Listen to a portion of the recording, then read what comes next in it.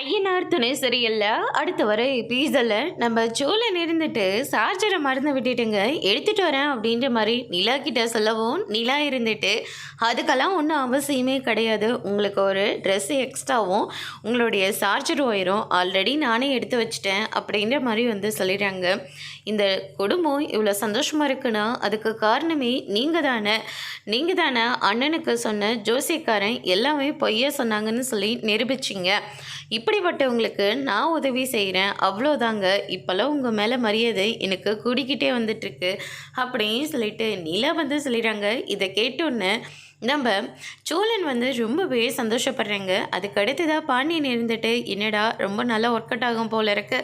ஆமாண்டா, இருந்து இப்போ தான் நான் அவன் மனசுக்குள்ளேயே இடம் பிடிச்சிருக்கேன் அப்படின்னு சொல்லிட்டு நம்ம சோழன் சொல்லிட்டு இருக்காங்க. எதையாவது ஒன்று சொல்லி அவங்க மனசை நீ கெடுத்து விட்டுறாத.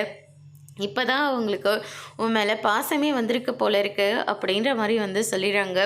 அதுக்கு அடுத்ததாக கோயிலுக்கு போனாலேயும் சோழன் இல்லான்னு தான் சொல்லி அர்ச்சனையே பண்ணுறாங்க. இதை கேட்ட சேரன் எல்லாம் ரொம்பவே சந்தோஷப்படுறாங்க. குலதெய்வம் கோயிலுக்கு கிளம்பணும்னு சொன்ன உடனே சோழனுக்கு லைசன்ஸ் கேன்சல் பண்ணிவிட்டு மறுபடியும் லைசன்ஸ் கொடுத்துட்டாங்க.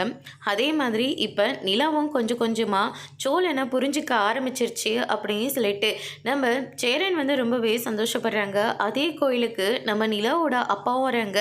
அங்கே நிலாவையும் சோழனையும் பார்த்த உடனே பயங்கரமாக ஷாக் ஆகுறாங்க. அதோட இன்னைக்கான பிரம்ம முடிச்சிருக்காங்க.